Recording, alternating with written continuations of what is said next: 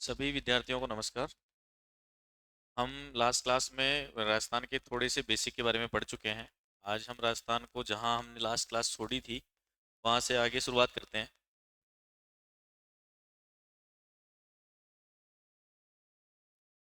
हमने last class में जाना राजस्थान का अक्षांशीय और देशांतरी विस्तार, राजस्थान के नाम का राजस्थान नाम कैसे पड़ा, वो सब। आज हम शुरुआत करते हैं राजस्थान के क्षेत्रफल के साथ। थोड़ा सा फैक्चुअल जो है नॉलेज वो है शुरू में, तो आप लिख लें एक बार। राजस्थान का क्षेत्रफल कितना है? राजस्थान का क्षेत्रफल तो वो है 3,42,239 वर्ग किलोमीटर।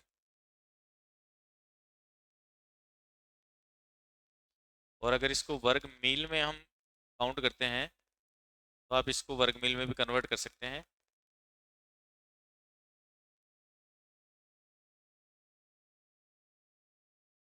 वर्ग मील में कन्वर्ट करने का तरीका जो है वो आपको बता देते हैं।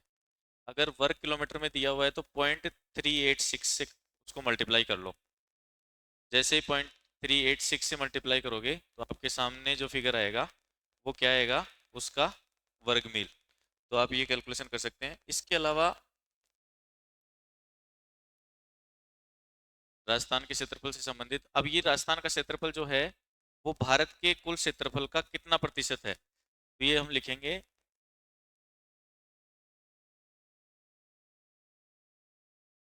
राजस्थान का क्षेत्रफल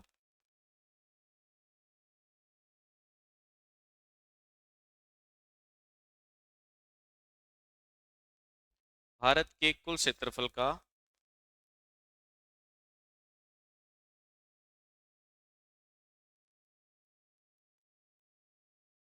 10.41% है। नॉर्मली अब 10.4 भी कर सकते हैं, 10.41% है। और वह विश्व के क्षेत्रफल का कितना है? राजस्थान का क्षेत्रफल तो विश्व के क्षेत्रफल का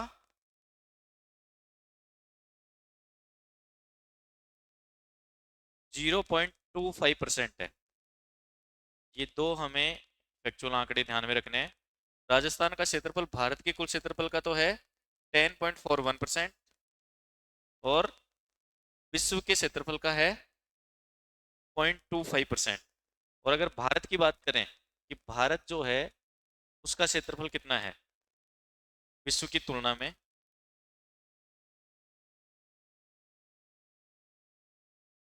भारत का क्षेत्रफल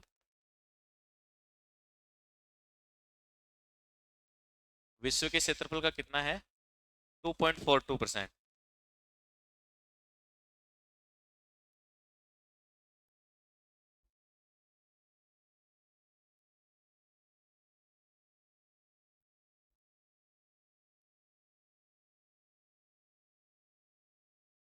2.42% है।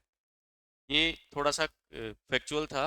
राजस्थान का क्षेत्रफल कितना है, पहली बात तो भारत के क्षेत्रफल का कितना प्रतिशत है, विश्व के क्षेत्रफल का कितना प्रतिशत है, और भारत का क्षेत्रफल विश्व के क्षेत्रफल का कितना प्रतिशत है। इसके अलावा राजस्थान की जनसंख्या कितनी है? तो 2000 की जो जनगणना हुई है, 2011 की सॉरी, उसके अनुसार राजस्थान की जनसंख्या 6.86 करोड़ है। और जिसका लगभग अनुमान जो है, सीआर से मतलब है करोड़, लगभग अनुमान है कि अपने 2025 तक आते आते लगभग वो 8 करोड़ तक पहुंच गई है।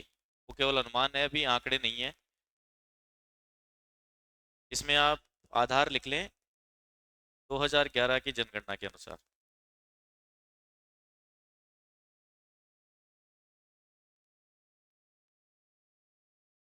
ये हमारे थोड़े से फैक्ट थे जिनको हमें केवल याद ही करना है, इनमें समझने का कुछ नहीं है। भारत के क्षेत्रफल, विश्व के क्षेत्रफल का प्रतिशत कितना है, राजस्थान का कितना है, ये सारी चीज़ें हमने लिख ली। और ये 2011 की जनगणना के अनुसार भारत की जनसंख्या जो है वो 6.86 करोड़ है।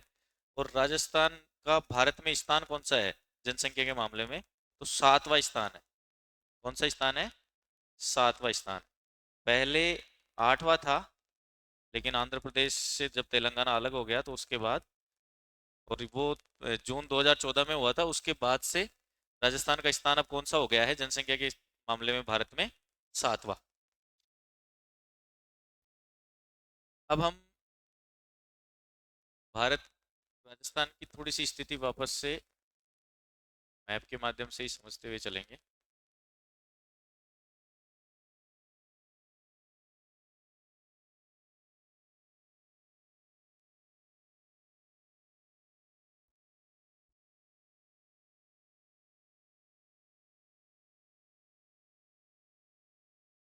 ये मोटा मोटा हमने राजस्थान का एक मैप बना लिया। इसमें अगला जो फैक्चुअल चीज है देखने की वो क्या है, एक रेखा है। जैसे हमने भूमध्य रेखा देखी थी वैसे ही एक रेखा है जो बिल्कुल नीचे की तरफ से दक्षिणतम आप मान के चलो, यहाँ हो सकता है थोड़ी ऊपर बन गई हो लेकिन बिल्कुल दक्षिण में बांसवाड़ा जो जिला है राजस्थान का, उसके लगभग बीच से और डूंगरपुर के एक छोटा सा गांव है जिसका नाम है चीखली गांव, उस गांव को छूते हुए निकलती है। ये हो सकता है आपसे कभी पूछ लिया जाए कि डूंगरपुर का कौन सा ऐसा गांव है जिसको केवल स्पर्श करते हुए कर्क रेखा निकलती है, तो वो चीखली गांव डूंगरपुर का और बांसवाड़ा के बिल्कुल बीच से। और ये लाइन कौन सी है, कर्क रेखा। अभी तक हमने अक्षांश देशांतर लास्ट क्लास में देख लिए थे, उनमें से भूमध्य रेखा बीच वाली थी। इससे जस्ट ऊपर की तरफ, भूमध्य रेखा से जस्ट ऊपर की तरफ 23.5 डिग्री, कितने डिग्री पर, 23.5 डिग्री पर कौन सी रेखा होती है, कर्क रेखा। और उसके जस्ट नीचे, मतलब ये मान लो 0 डिग्री है, तो उसके ऊपर की तरफ 23.5 डिग्री पर तो होगी कर्क रेखा, और नीचे की तरफ 23.5 डिग्री पर होती है मकर रेखा। ये दो रेखाएं हैं जो भूमध्य रेखा के दोनों तरफ हैं, और इन दोनों के बीच में सूर्य जो है उसका एक जगह से दूसरी जगह, अब बेसिकली क्या है, सूर्य तो अपनी जगह स्थिर है लेकिन पृथ्वी गति करती है, और पृथ्वी गति करती है तो गति करते हुए उसकी गति की वजह से सूर्य जो है वो केवल 23.5 डिग्री कर्क रेखा वाले भाग से लेकर के 23.5 डिग्री मकर रेखा वाला जो भाग है वहीं तक मूव करता है, ऊपर से नीचे तक। जब तक सूर्य अपने सिर के ऊपर रहेगा, देखो सूर्य का काम क्या है, गर्मी प्रदान करना।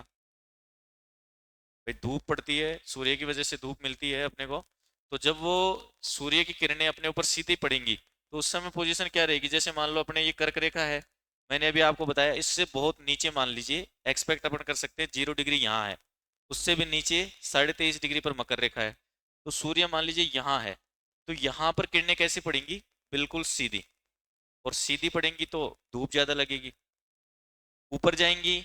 अब मैंने आपको बताया 23.5 डिग्री नॉर्थ, 23.5 डिग्री साउथ रेखा, और बीच में 0 डिग्री, इन तीनों रेखाओं के बीच में ही सूर्य का मूवमेंट रहता है, सूर्य नहीं जाता है, लेकिन पृथ्वी की घूर्णन की वजह से सूर्य अपनी जगह बदलता है। और धूप की इंटेंसिटी, धूप की तीव्रता कैसे रहेगी, जैसे सूर्य यहाँ है तो यहाँ के एरिया में धूप ज्यादा, मौसम कैसा हो जाएगा, बिल्कुल गर्म उष्ण हो जाएगा। उष्ण का मतलब होता है गर्म मौसम हो जाएगा। ऊपर यहाँ तक, तो यहाँ से लेकर के यहाँ तक का जो मौसम रहता है वो कैसा रहता है, उष्ण। सूर्य की स्थिति के हिसाब से वो मौसम कैसा होगा, उष्ण।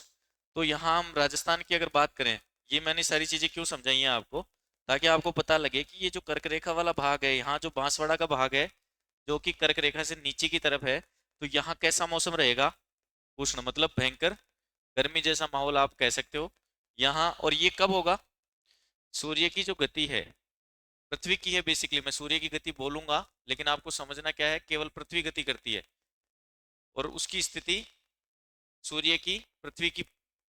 ये देखिए मैं आपको एक बार बोर्ड पूरा क्लीन करके बता देता हूँ, या नए पेज पे ले लेते हैं।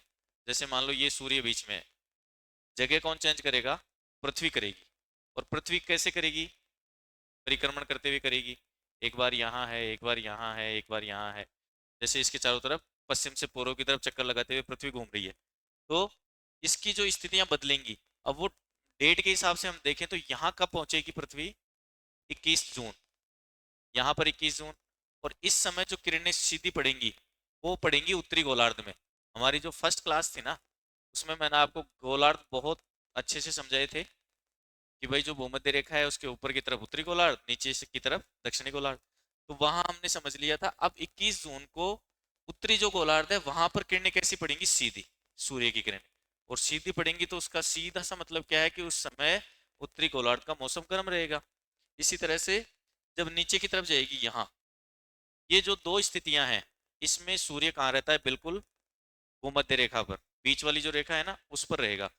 ये स्थितियां आती है 21 मार्च और 23 सितंबर को। स्थितियां बदलती हैं और पृथ्वी की घूर्णन के हिसाब से बदलती हैं।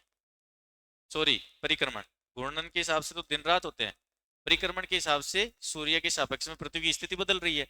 यहाँ कब होगा, 22 दिसंबर। अब आप ये सोच लीजिए, जब सूर्य दक्षिणी गोलार्ध में है, यहाँ 22 दिसंबर कब है, मकर रेखा के ऊपर, तो जब दक्षिणी गोलार्ध में होगा तो तब हमारे मौसम कैसा रहता है दिसंबर के समय, बिल्कुल सर्दी। ये सारी चीजें हम अभी मोटा मोटा क्यों समझ रहे हैं, ताकि हम राजस्थान के मौसम को लेकर के एक अंदाजा लगा सकें कि राजस्थान का मौसम रहेगा कैसा। जैसे मान लीजिए यहाँ कर्क रेखा तक सूर्य आ रहा है, ये अब यहाँ पर कर्क रेखा ये बना लीजिए 23.5 डिग्री उत्तरी अक्षांश, यहाँ तक सूर्य आ रहा है, तो यहाँ तक तो गर्म रहेगा मौसम, यानी कि बांसवाड़ा का दक्षिण वाला हिस्सा, बांसवाड़ा का थोड़ा गर्म रहेगा। ऊपर की तरफ की बात करें तो यहाँ बिल्कुल कभी भी ऐसा नहीं होगा कि सूर्य की किरणें सीधी पड़े। कैसी पड़ेंगी, जैसे ये मैं अच्छा एक चित्र आपका बना लूं, और कर्क रेखा को बिल्कुल नीचे से हम गुजारे हैं, ये यहाँ से मान लो, तो ये जो पूरा राजस्थान का नक्शा मान लो पतंग के आकार का, हमने पहले ही बात करी है पतंग के आकार का है, और जनरली समझने के लिए हम ऐसा नक्शा बना सकते हैं।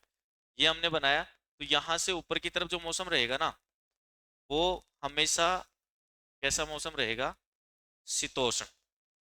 ना तो बहुत ज्यादा गर्मी, ना बहुत ज्यादा ठंड, दोनों तरह का मौसम रहेगा। और रहता क्यों है, जहां सूर्य की किरणें सीधी पड़ती हैं वहां धूप ज्यादा पहुंचती है तो गर्म मौसम रहता है। जहां नहीं पहुंचता है, और नहीं का मतलब ऐसा नहीं है किरणें पहुंचेंगी नहीं, अगर नहीं पहुंचेंगी तो अंधेरा रहेगा, किरणें तो पहुंचेंगी लेकिन सीधी नहीं पहुंचेंगी। जैसे यहाँ सूर्य की स्थिति हम मान लें, तो यहाँ से यहाँ जो किरणें आएंगी मान लो, ये तो बिल्कुल सीधी पड़ रही हैं तो यहाँ धूप ज्यादा रहेगी, लेकिन अगर किरण को इतना लंबा चल के जाना पड़ रहा है तो जो उनकी तीव्रता है ना वो कम हो जाएगी। तो हम इससे एक क्वेश्चन और नया बन सकता है, कुछ एग्जामों में आता भी है ये, जैसे सूर्य की किरणों का तिरछापन कौन से जिला मुख्यालय में सबसे ज्यादा है, मान लो ये क्वेश्चन आ गया, तो आपको एक तो मैप में लोकेशन पता होनी चाहिए। श्री गंगानगर सबसे दक्षिण में स्थित है ना, सॉरी सबसे उत्तर में, तो सबसे उत्तर में जो स्थित रहेगा जिला, उसी के अंदर क्या होगा, सूर्य की किरणें सबसे तिरछी पड़ेंगी। सबसे सीधी पूछ ले तो बांसवाड़ा में पड़ेंगी, सबसे दक्षिणतम जो जिला है वहीं पड़ेंगी। इसके अलावा बाकी बीच में जो जिले आते हैं, मान लो आपको एक क्वेश्चन आ गया कि निम्न में से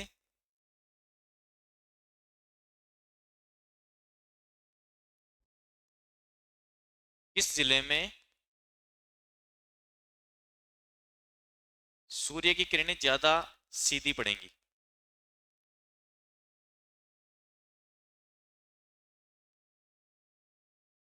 अब ये आपको केवल और केवल किससे पता लग सकता है, अगर आपको मैप मैप का थोड़ा बहुत नॉलेज है तब, क्योंकि ये होते हैं एक दूसरे से तुलना करने वाले प्रश्न, इनमें आप रट नहीं सकते। जैसे मान लो मैंने ऑप्शन दे दिया फर्स्ट, ए पर दे दिया मैंने कोटा, बी मैंने ऑप्शन उठा लिया अजमेर,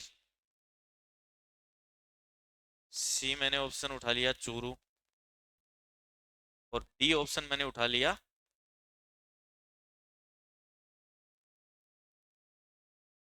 हनुमानगढ़ ले लीजिए।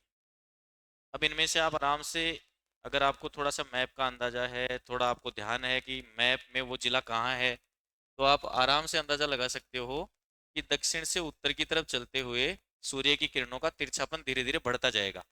तो जो सबसे उत्तर में जिला होगा वहां पर किरणें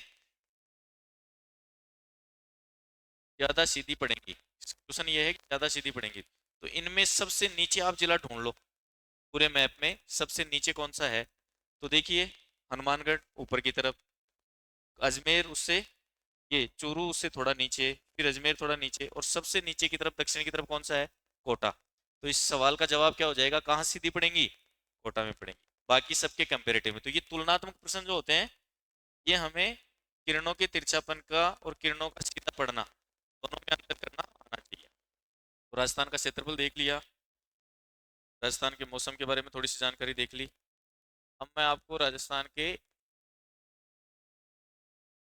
जो मुख्य मुख्य राज्य हैं, सीमाएं हैं, उनके बारे में थोड़ा सा बात करके बता देता हूँ।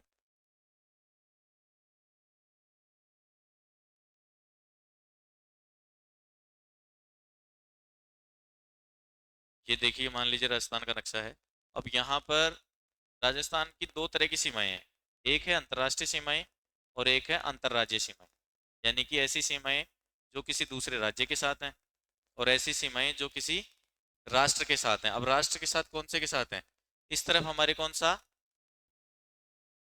देश है? पाकिस्तान। पहले वीडियो में हमने दिशाओं के बारे में बहुत समझा है अच्छे से। उत्तर, दक्षिण, पश्चिम, पूर्व। पश्चिम पूर्व को थोड़ा सा अपने हिसाब से आप जिस तरह से याद रख सकते हैं रखिए। कंफ्यूजन इसी में रहता है। उत्तर दक्षिण हम जान जाते हैं, ऊपर और नीचे की तरफ। तो पश्चिम, हमारे राजस्थान के उत्तर पश्चिम में कौन सा ये साइड हो गई? उत्तर और पश्चिम पाकिस्तान है। तो यहाँ इस तरफ से, ये मान लीजिए श्रीगंगानगर का एक जगह है, इंदुमल कोट, वहां से लेकर के और ये जो सीमा है, और यहाँ बाड़मेर तक। यहाँ बाड़मेर में एक पॉइंट है जिसका नाम है ब्राह्मणों की ढाणी, भाखासर, साहगढ़, बाड़मेर। यहाँ हिंदुमल कोट से लेकर के और यहाँ तक कौन सी सीमा है अपने? और इसकी लेंथ है 1070 किलोमीटर। और इसको कहते हैं रेड क्लिप। इस लाइन के बारे में एक, हमारी जो राजस्थान की अंतर्राष्ट्रीय सीमा है उसका नाम है रेड क्लिफ रेखा। इसके अलावा और भी आती है अंतर्राष्ट्रीय में, मैकमोहन भी सुना होगा आपने, डूरंट सुना होगा।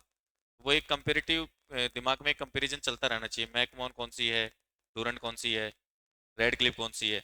ये रेड क्लिफ जो रेखा है ये बनाई कब गई? 17 अगस्त 1947, आजादी के। और ये ऐसी एक रेखा है, इसके बारे में कहा भी जाता है कि ये कलम से बनाई हुई रेखा है। कलम से कैसे? इसके अध्यक्ष थे सर सिरिल जॉन रेडक्लिफ। हम ये सारी चीजें लिखने वाले हैं, एक बार आप समझ लें। सर सिरिल जॉन रेडक्लिफ की अध्यक्षता में एक आयोग बना।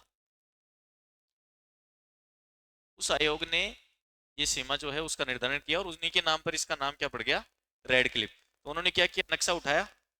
अब वो उनको क्या है, अंग्रेजों को उस समय क्या पड़ा था अपने भारत को लेकर के या राजस्थान को लेकर के? उनको तो ये था कि भाई जिम्मेदारी मिली है, उसको फटाफट से निभा करके हटाओ। तो उन्होंने क्या किया, पूरा एक जो मैप उठाया, उसमें पूरे भारत की जो लाइनें हैं वो अपने पेन से बना दी।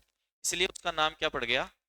कलम वाली रेखा या कलम वाली सीमा। और वो क्यों पड़ गई? क्योंकि पेन से सीमा बनाई गई। वहां प्रैक्टिकल में देखा भी नहीं कि किस तरह से हम सीमा बना रहे हैं, कौन सी भौतिक जैसे पहाड़ी एरिया आ सकता है, नदी आ सकती है, वो नहीं देखा, केवल नक्शे पे देखा और लाइन खींच दी। ये सारी चीजें रेड क्लिफ रेखा के बारे में है। ये तो है अपने राजस्थान की अंतर्राष्ट्रीय सीमा। इसके अलावा अंतर्राज्यीय सीमा भी है, जिसमें बहुत सारे राज्य हैं। बहुत सारों से मतलब है, इस तरफ हमारे पंजाब है, वो हम देखेंगे वन बाई वन, एक एक करके। इस तरफ पंजाब है, थोड़ा नीचे आएंगे तो हरियाणा है, और नीचे आएंगे तो यहाँ यूपी है, फिर एमपी है। एमपी के बाद यहाँ दक्षिण की तरफ से शुरुआत करके इधर गुजरात है। तो इस तरह से राजस्थान की बाकी स्टेट के साथ भी सीमा है, जिसे अंतर्राज्यीय सीमा हम कहेंगे। तो थोड़ा सा जो हमने अब तक पढ़ा है उसको थोड़ा पॉइंट के हिसाब से लिख लेते हैं। आप हेडिंग लिख लें, राजस्थान की सीमाएं।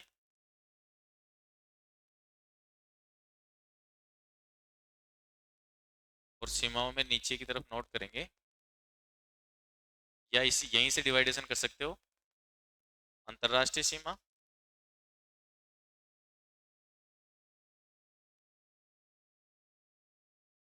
और इस तरफ अंतर्राज्यीय सीमा।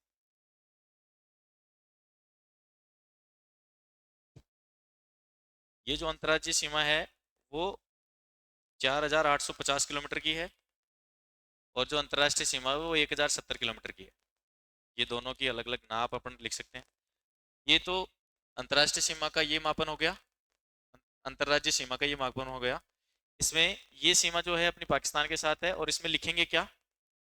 इस तरफ इस तरह से आप पॉइंट बना करके लिख सकते हैं, या जो भी आपका तरीका है लिखने का।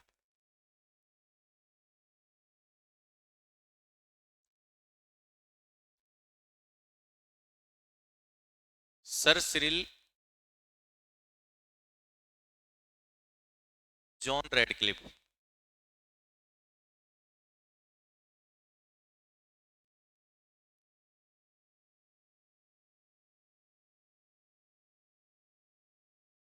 सर सिरिल जॉन रेडक्लिफ के द्वारा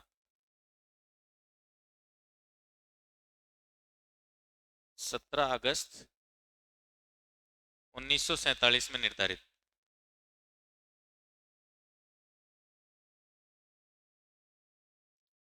ये हमारी रेडक्लिफ के बारे में वर्णन हो गया। अब है अंतर्राज्यीय सीमाएं। इसके बारे में और भी हैं, जैसे अध्यक्ष थे, एक आयोग, सीमा आयोग बनाया गया, लेकिन वो इतना है नहीं बहुत ज़्यादा इंपॉर्टेंट, इसलिए हम केवल इतनी बात करें इसके बारे में। अब हम देख लेते हैं अंतर्राज्यीय सीमा, और वो हम किसी मैप से देखेंगे तो थोड़ा सा ज़्यादा ठीक रहेगा।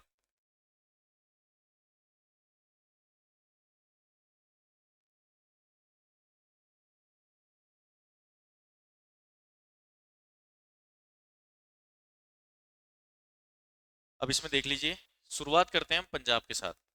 इस तरफ बहुत ध्यान से आपको देखते हुए चलना है, आराम से समझते हुए चलना है, और एक सीक्वेंस का ध्यान रखना है।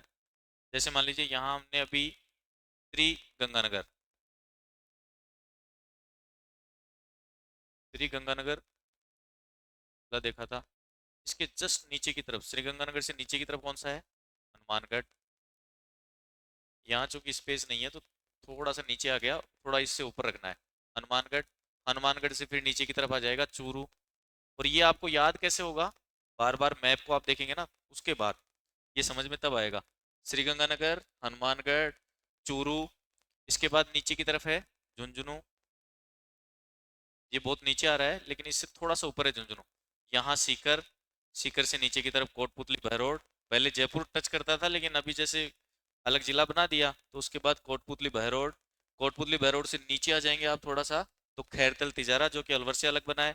और उसके बाद नीचे डीग, थोड़ा सा पार्ट अलवर का भी यहाँ टच करता है। तो यहाँ चूंकि स्पेस नहीं है, मैं बाहर की तरफ लिख देता हूँ। झुंझुनू के नीचे की तरफ कौन सा जिला हम लिखेंगे? या आप एक बार सिक्वेंस से बाहर की तरफ लिखते जाएं। समझ में तो आ ही गया होगा आपको भाई, किस जिले की स्थिति कहाँ है। मैंने अभी मैप में आपको जो बताया था, ऊपर की तरफ श्रीगंगानगर, नीचे हनुमानगढ़, हनुमानगढ़ से नीचे आ जाओ चूरू, चूरू से नीचे झुंझुनू, सीकर, सीकर से नीचे फिर कोटपुतली, बहरोड, खैरतल तिजारा, अलवर और डी। यहाँ तक। यहाँ तो थोड़ा सा धौलपुर वाला पार्ट पड़ता है, इससे भी थोड़ा ऊपर ही रुकना है अपने को। यहाँ मान लीजिए जैसे डीग वाला पार्ट है, तो यहाँ तक अपने यहाँ से लेकर के और यहाँ तक तो थी पंजाब की सीमा। और यहाँ से शुरू करके और यहाँ तक है हरियाणा की सीमा। पंजाब के अंदर बात करेंगे तो यहाँ श्रीगंगानगर और हनुमानगढ़ केवल दो ऐसे जिले हैं जो पंजाब के साथ अपनी सीमा बना रहे हैं। सबसे छोटी सीमा की अगर बात करेंगे राज्यों के मामले में, तो 89 किलोमीटर। पंजाब के साथ कितनी सीमा है अपनी? 89 किलोमीटर। और पंजाब के वो जिले कौन कौन से हैं? राजस्थान के तो आपने देख लिए, श्रीगंगानगर और हनुमानगढ़। पंजाब के हैं फाजिल्का, और सेकंड वाला है मुक्तसर। ये दो जिले हैं, और सीक्वेंस भी ऐसे ही है, ऊपर की तरफ फाजिल्का, नीचे की तरफ मुक्तसर। फिर नीचे यहाँ आ जाएंगे तो हरियाणा वाले जिले हैं। इस तरफ जैसे ये जो सीमा है सामने की तरफ आप देख रहे हैं, ये तो पंजाब वाली साइड की है। नीचे जब आएंगे तो यहाँ मैं आपको थोड़ा सा लिख के बता देता हूँ, डीग तक। ये सारे जो जिले हैं डीग तक, ये किसके साथ हैं, किसके साथ सीमा बना रहे हैं? हरियाणा के साथ। अब लिखने के लिए जो स्पेस की बात है, तो अब एक बार इसमें तो समझ लें सीमा का। अगले पेज पर अपन लिखने की कोशिश करेंगे। यहाँ डीग से शुरू करके, फिर डीग वाले पार्ट से शुरू करके नीचे आ जाओ भरतपुर, भरतपुर के बाद यहाँ धौलपुर तक मान लो। ये है यूपी। यहाँ सीमा किसकी जुड़ी हुई है? यूपी की। और इस धौलपुर से फिर नीचे करौली, सवाई माधोपुर, फिर नीचे की तरफ चलते हुए इस तरफ आ जाइए कोटा, कोटा के बाद बारां, बारां से झालावाड़, झालावाड़ से फिर इस तरफ थोड़ा सा पार्ट यहाँ चित्तौड़गढ़ का है। कोटा यहाँ दो तरफ से टच कर रहा है, लेकिन अपने एक बार उधर हो गया तो यहाँ नहीं बात करेंगे। चित्तौड़गढ़, चित्तौड़गढ़ के बाद फिर नीचे यहाँ थोड़ा सा भीलवाड़ा टच करेगा। भीलवाड़ा से नीचे चलते हुए प्रतापगढ़, प्रतापगढ़ से बांसवाड़ा। ये हमें ध्यान में रखना है। अब ये जिले जो हैं एमपी के साथ जो टच कर रहे हैं, इनकी हम लेंथ की अगर बात करें तो लगभग कितनी है? 1600 किलोमीटर। यूपी के साथ कितनी है? 877 किलोमीटर, यानी कि 877 किलोमीटर। पंजाब के साथ 89 किलोमीटर, और हरियाणा के साथ ये वाली जो सीमा है ये है 1262 किलोमीटर। जिले हम लिखने वाले हैं अभी, हरियाणा के कौन से जिले हैं, राजस्थान के कौन से जिले हैं। यहाँ तक मान लीजिए ये पहुंच गया एमपी, बांसवाड़ा तक। बांसवाड़ा से यहाँ से शुरुआत करके और यहाँ बाड़मेर तक, जहाँ अपनी इंटरनेशनल बॉर्डर टच कर रही थी, उस जगह से यहाँ तक, ये बाड़मेर वाला लगभग, थोड़ा सा और ऊपर ले लें इसको,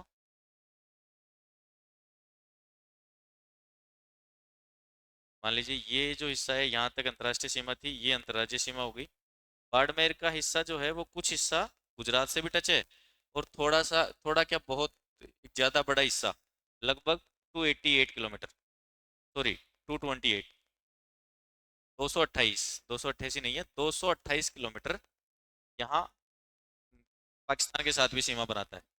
तो ये बाड़मेर दो जगह सीमा बना रहा है, एक तो अंतर्राष्ट्रीय सीमा भी बना रहा है और एक अंतर्राज्यीय सीमा भी बना रहा है। इसी तरह से श्रीगंगानगर भी यहाँ पंजाब के साथ भी सीमा बना रहा है, ये देखिए इस जगह, और पाकिस्तान के साथ। ये दो ऐसे जिले हो गए जो अंतर्राष्ट्रीय सीमा भी बनाते हैं और अंतर्राज्य। इसके बहुत सारे फैक्ट हैं, सीमाओं से जुड़े हुए बहुत ऐसे फैक्ट हैं जो हम लिखेंगे, सीक्वेंस से लिखेंगे। अभी आप केवल मैप से इतना समझ लीजिए कि कहाँ से शुरू करके और कहाँ तक किस राज्य की सीमा कनेक्ट है, ये हमने मोटा मोटा अंदाजा समझ लिया। यहाँ पे नाम लिख लेंगे गुजरात, और ये इस तरफ है पाकिस्तान। हमने अभी लाइन का नाम भी देखा था, रेड क्लिप रेखा, 1070 किलोमीटर जिसकी लेंथ है। इसमें अलग अलग अगर बांटे अपन, यहाँ से जो इस शुरू हुआ है, उसके बाद श्रीगंगानगर, श्रीगंगानगर के बाद नीचे, बीच में जब 50 जिले बना दिए थे तब एक अनूपगढ़ नाम का जिला भी टच करता था, लेकिन अब वापस हटा दिया तो वो नहीं है। श्रीगंगानगर, श्रीगंगानगर से नीचे की तरफ आ जाओ, वहां से शुरू करके बीकानेर, बीकानेर से नीचे आ जाओ फलोदी, फलोदी से नीचे आ जाओ जैसलमेर, जैसलमेर से नीचे आ जाओ बाड़मेर। ये सारे सीक्वेंस में एक जिले हैं जो अपने राजस्थान की अंतर्राष्ट्रीय सीमा बनाते हैं, अंतर्राष्ट्रीय सीमा पर स्थित हैं। उनकी लंबाई क्या क्या है तो वो अब आगे हम सारे फैक्ट लिख ही लेते हैं। सबसे पहले अंतर्राष्ट्रीय सीमा से शुरू करते हैं। टॉपिक आप जहाँ भी लिख रहे हैं वहाँ हेडिंग लिख लें। अगर पहले लिखा हुआ है तो दोबारा रिपीट नहीं करेंगे। राजस्थान की अंतर्राष्ट्रीय सीमा, इसके बारे में जितने भी फैक्ट एग्जाम में पूछे जा सकते हैं वो सारे हम लिखेंगे। सबसे पहले इसकी सीमा है कितनी लंबी। वैसे अगर पूरा ओवरऑल बात करें तो 3323 किलोमीटर की है ये रेड क्लिफ, ओवरऑल पूरी बात करें तो। लेकिन केवल राजस्थान की बात करेंगे तो 1070 किलोमीटर। तो राजस्थान की अंतर्राष्ट्रीय सीमा की लंबाई,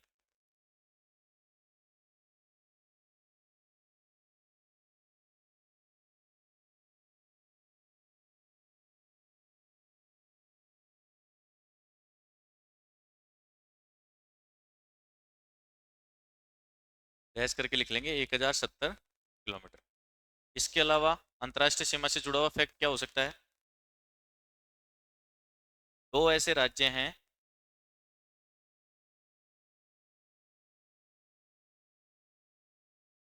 जो अंतर्राष्ट्रीय व अंतर्राज्यीय दोनों सीमाएं बनाते हैं। अब वो कौन कौन से हैं?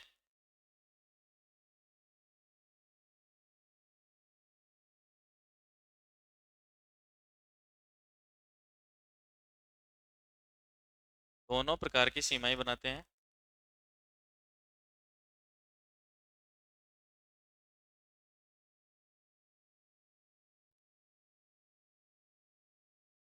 बहस करके उन दोनों का नाम लिख लेंगे।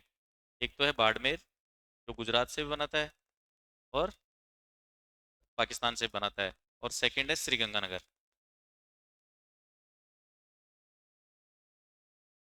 अगर इसमें आप ये भी लिखना चाहें वो बाद में लिख लेंगे एक बार। अंतर्राज्य वाली 14 किलोमीटर के आसपास इसकी सीमा है गुजरात के साथ, तो उसके बारे में हम बाद में जब अंतर्राज्य वाला डिस्कस करेंगे तब करेंगे। एक इसके बारे में और फैक्ट ये हो सकता है कि अलग अलग जो जिले हैं उनकी अलग अलग के साथ कितनी है, तो आप लिख लें इसमें, ऊपर की तरफ से शुरू करते हैं। श्रीगंगानगर कितनी सीमा बनाता है?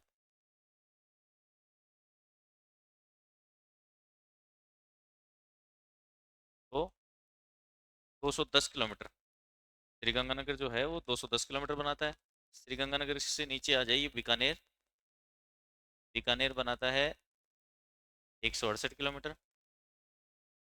उससे भी नीचे चलेंगे तो फलोदी, और अब क्या है, जैसे नई जिले बने हैं ना, तो फलोदी और जैसलमेर दोनों साथ ही जुड़े हुए हैं। जब तक अपने पास अलग से डाटा नहीं आता, हम नहीं बता सकते कि फलोदी के साथ कितनी सीमा है। तो हम जॉइंट में ही लिखेंगे जैसलमेर व फलोदी। और वो कितना है? 464 किलोमीटर। सबसे ज़्यादा सीमा बड़ी यही है इन दोनों की। और लास्ट बच गया बाड़मेर। बाड़मेर की जो सीमा है अंतर्राष्ट्रीय, की लंबाई है 228 किलोमीटर। ये कुछ फैक्ट हैं अंतर्राष्ट्रीय सीमा को लेकर के। राजस्थान की अंतर्राष्ट्रीय सीमा से क्या चीज़ें पूछी जा सकती हैं, कौन कौन से जिले वहाँ स्थित हैं, सीक्वेंस उनका क्या है, सबसे ज़्यादा कौन सा बनाता है, सबसे कम कौन सा बनाता है, कौन से दो ऐसे जिले हैं जो दोनों के साथ बनाते हैं, इंटरनेशनली भी और इंटर स्टेट भी। तो ये थोड़ा सा इसके बारे में था। अब अगर राज्य की सीमाओं के बारे में बात करेंगे, सेकंड आप हेडिंग लिख सकते हैं,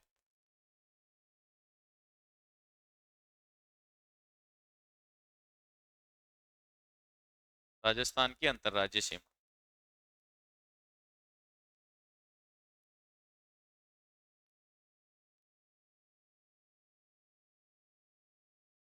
सबसे पहले हमने जब देखा था, ऊपर की तरफ से ही शुरू करेंगे। पहला ही टॉपिक कर लो पंजाब के साथ।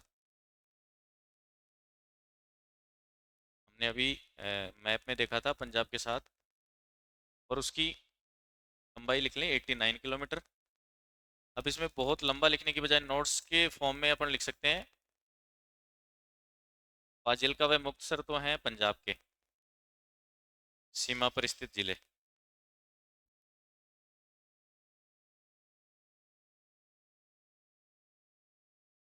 और इसी तरह से राजस्थान की तरफ से कौन कौन से जिले हैं? तो श्री गंगानगर और हनुमानगढ़।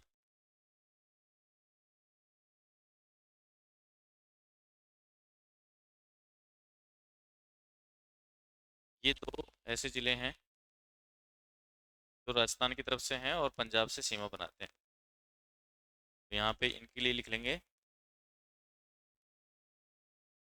राजस्थान के जिले। तो यहाँ से भी एक नया जो क्वेश्चन है वो बन सकता है कि सबसे कम सीमा जो है अंतर्राज्यीय सीमा, वो अपने साथ कौन बनाता है? तो उसका जवाब हो जाएगा पंजाब। सेकंड में लिख ले हरियाणा। ऊपर से ही अगर सीक्वेंस में चलेंगे तो सेकंड जो राज्य है सीमा बनाने में ऊपर की तरफ से, वो है हरियाणा। हरियाणा के साथ क्या है? तो हरियाणा के साथ पहले तो लेंथ आप लिख लें, 1262 किलोमीटर की सीमा है। हरियाणा और राजस्थान के बीच में 1262 किलोमीटर की सीमा है। अब उनके जिलों के नाम हम इसी तरह से लिखें, H for Haryana, R for Rajasthan. इसके सामने आप इसमें भी ऊपर से चलेंगे। ऊपर से का मतलब है उत्तर से दक्षिण की तरफ जिलों का सीक्वेंस जो है। सिरसा सबसे पहले है हरियाणा की तरफ से, सेकंड पर है फतेहाबाद, थर्ड पर है हिसार, फिर है भिवानी, महेंद्रगढ़,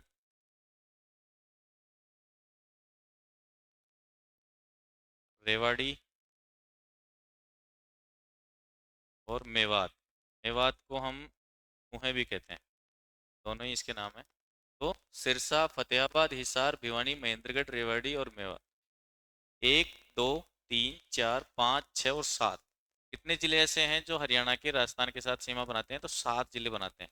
इनका सीक्वेंस थोड़ा याद होना चाहिए। क्वेश्चन आपसे ये पूछा जा सकता है कि निम्न दिए हुए में से कौन से जिले, या हरियाणा के कौन से जिले उत्तर से दक्षिण के क्रम में राजस्थान की सीमा के साथ जुड़े हैं? तो इनमें से कोई सा भी एक उठा करके दे दें, जैसे फतेहाबाद, हिसार, या इनका सीक्वेंस चेंज कर दे, तो ये एक थोड़ा सा सवाल क्वेश्चन बन सकता है। अगर राजस्थान की तरफ से बात करेंगे तो हनुमानगढ़। हनुमानगढ़ के बारे में एक फैक्ट और बन गया। हनुमानगढ़ ऐसा जिला है राजस्थान का जो दो राज्यों के साथ सीमा बना रहा है। एक बना रहा है पंजाब के साथ और एक बना रहा है हरियाणा के साथ।